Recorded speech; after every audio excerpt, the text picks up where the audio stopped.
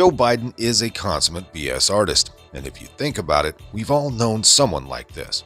They constantly put themselves at the center of every story, making up events and insisting they are far more important than they are. That's Biden's entire political career in a nutshell, basically. This pile of mediocrity has managed to be wrong about essentially every foreign policy issue of the last 50 years, and yet he still pretends he's some strategic hotshot. Here's a case in point. Today, the imposter-in-chief added another lie to the list, claiming he served as a liaison during Israel's Six-Day War. The problem? That's not a thing that actually happened. We'll watch the clip right after this quick commercial break to pay some bills. Friends, I'm going to point out the obvious. It seems like big government and big tech are trying to destroy America. Everything they touch turns into a disaster. Pretty soon the whole system will fall apart, and the first thing to fall will be the food supply chain. So, do you have enough emergency food to get through a serious long-term crisis where you can't get food at the grocery store? Most people don't, and they'll panic when the time comes. That is why the smart move now is to get long-term storage emergency food before things go bad. I highly recommend My Patriot Supply. They've served millions of American families and have over 41,000 4-star and 5-star reviews. Their mission is your survival, and right now you can save 25% on a 4-week kit of emergency food that will save the day, probably soon. Order a starter kit for each member of your family and they'll ship everything quickly and discreetly to your door. Go to preparewithresurgence.com so you can claim your 4-week emergency food kit and save 25% in the process. That's preparewithresurgence.com or hit that link in the description box. I was saying to a couple of younger members of my staff before I came over about the many times I've been to Israel. I said, and then all of a sudden I realized, God, you're getting old, Biden. I have known every prime minister well since Golda Meir, including Golda Meir. And during the Six-Day War, I had an opportunity to, she invited me to come over because I was going to be the liaison between she and the Egyptians about the Suez and so on and so forth. And I sat in front of her desk, Chuck, and she had a guy, her staff member to my right. His name was Rabin. And she kept flipping those maps up and down. She had that bivy of maps and it was so depressing when she was about what happened. She'd give him every detail. All of a sudden she looked at me and she said, Mr. Ambassador, would you like a photograph? And I thought, okay.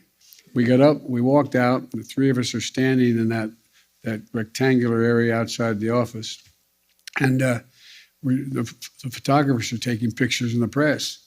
And Chuck, without turning her head, she looked straight ahead, but talking to me, she said, why do you look so sad? And I said, and I almost turned. And I said, well, Madam Prime Minister, I said, you've painted such a dismal picture. She said, oh, no. She said, don't worry. She said, we have a secret weapon in our battle in this area. And I almost turned again. I said, what's that? She said, we have no place else to go. Okay, now the rebuttal here will be what it always is. Well, he just got mixed up and actually meant the Yom Kippur War. And while Biden, not being of sound mind, likely did mean his 1973 trip to Israel, the rest of his claim still doesn't add up. So, was he an actual liaison during the Yom Kippur Wars? No, not that I can tell. His trip came some 40 days before hostilities erupted. Further, it appears all he did was take a tour, after which he did sit down in a meeting with the Israeli Prime Minister at the time, Golda Meir.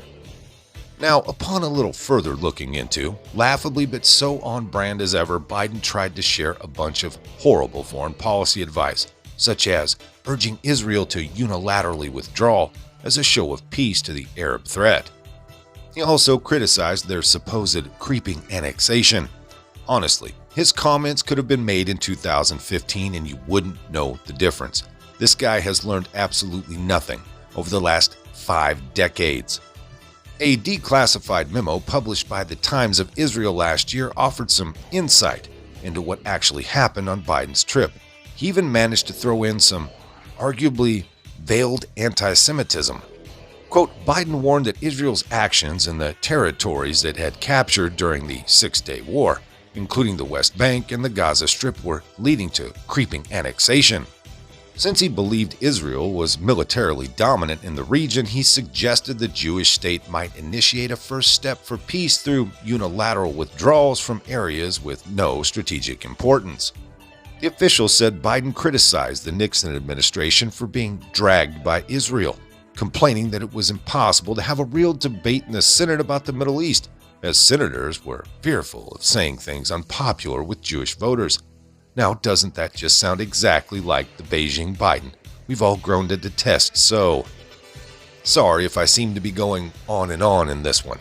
It's just his career is so chock full of failures that it's fascinating. In short, Biden wasn't some learned foreign policy expert slinging valuable knowledge at the Israelis back in '67. Rather, he was a joke of a freshman senator who the Israelis likely laughed at after he left in '73.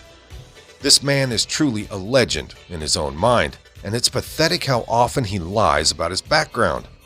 Now, will the media rush to fact-check this? Don't hold your breath. Biden's senility offers constant cover for the ridiculous things he claims.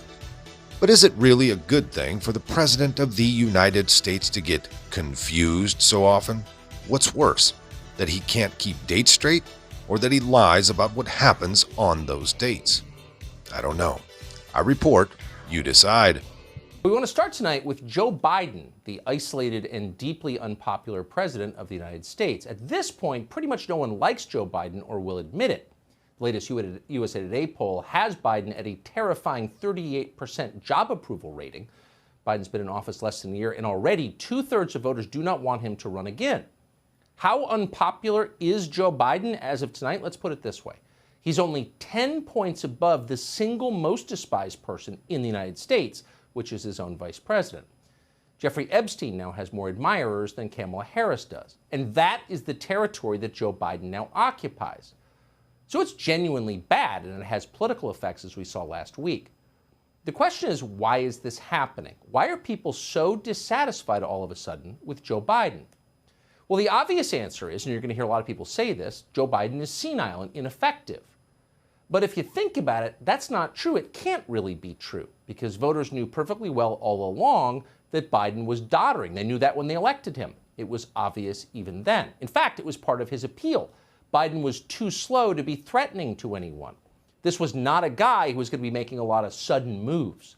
If you secretly wished it was still 1985, Joe Biden was your man, because he was under the impression that it actually was. So no, senility is not Joe Biden's main problem. Joe Biden's problem is weakness. Biden is afraid. You see it every time you look at him. He's overwhelmed. He's off balance. And that's why he's so often snappy and aggressive, because underneath it all, he feels anxious. Biden isn't always sure where he is or what's happening around him. So a man like that cannot possibly lead a country this complex. But the problem is his weakness makes him a target for predators. Ideologues like Susan Rice or Barack Obama can take a man like that hostage and make him read their scripts. That's exactly what is happening. And you saw it so clearly last week. Our own Peter Doocy asked Biden about the White House plan to pay reparations to illegal aliens, up to almost $500,000 per person. So the very idea of an administration doing that under any circumstances is completely deranged. What's interesting is that Joe Biden, who's not ideological, he's emotional, Biden understood that immediately. And so he responded when asked the way that any normal person would. He said, effectively, what the hell are you talking about? That's crazy. Watch. There were reports that were surfacing that your administration is planning to pay illegal immigrants who are separated from their families at the border up to $450,000 each, possibly $1 million per family. Do you think that that might incentivize more people to come over illegally? If you guys keep sending that garbage out, yeah, but it's not true. So this is a garbage report? Yeah. Well, yeah, Biden was right. Reparations for illegals, that is garbage.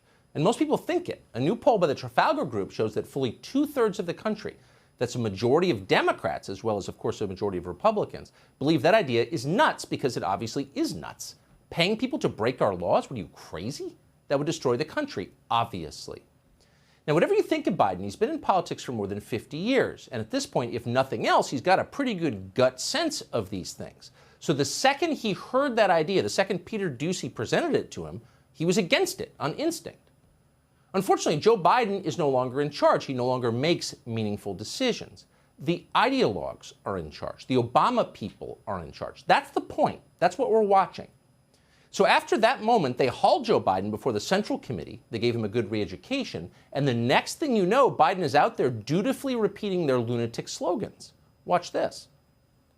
If, in fact, because of the outrageous behavior of the last administration, you coming across the border, whether it was legal or illegal, and you lost your child, it's gone.